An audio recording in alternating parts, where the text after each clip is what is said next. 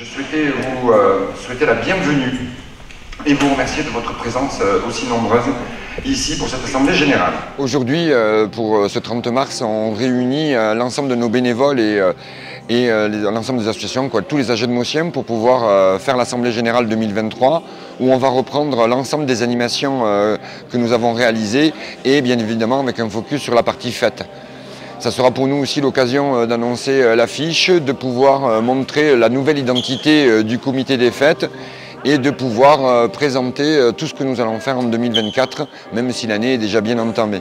C'est l'occasion pour nous de pouvoir remercier les bénévoles qui ont participé tout au long de l'année à la bonne exécution et à la bonne réalisation de nos fêtes et de nos animations. On est très content de ce qui s'est passé, aussi bien au niveau moral qu'au niveau financier, puisque ça a été une très belle réussite avec de très grosses fréquentations sur la course des cuisinières, sur le concours hollandais, des fréquentations en augmentation sur les noviadas. Voilà, énormément de monde qui nous a permis cette année d'être, on va dire, confortable financièrement et de pouvoir recommencer l'année 2024 en toute sérénité.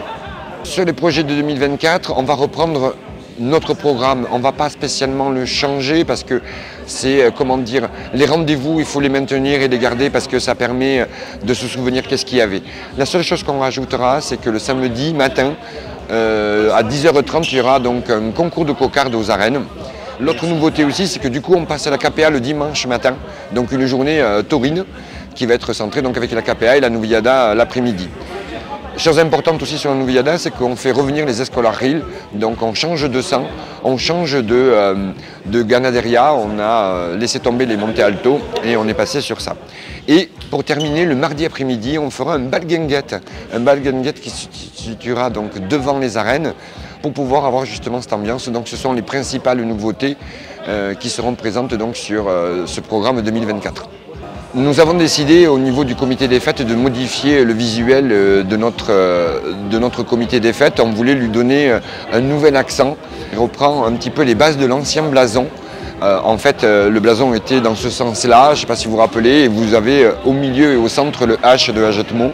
Ça fait les mains qui se lient pour pouvoir donc représenter bien sûr le blason, mais c'est surtout aussi les mains qui se lient, montrer cette espèce de convivialité, de partage, d'union qu'il y a au sein du comité des fêtes. Je trouvais très important de pouvoir y donner une nouvelle image. Et bien évidemment, on retrouve dessus la couronne qui était présente sur l'ancien blason et aussi qui peut donner une identité un peu tauromachique à notre nouvelle identité.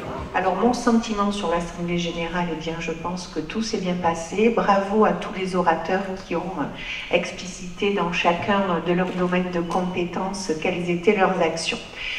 Plus largement sur ce qui a été présenté, eh bien moi je veux remercier le président et tous les membres du comité des fêtes pour leur engagement tout au long de cette année 2023 au cours des diverses manifestations que vous avez pu proposer. Je veux redire ici quand même que sans le comité des fêtes, il n'y a pas de fête. Je vous remercie encore à toutes et tous bien chaleureusement et bien sincèrement.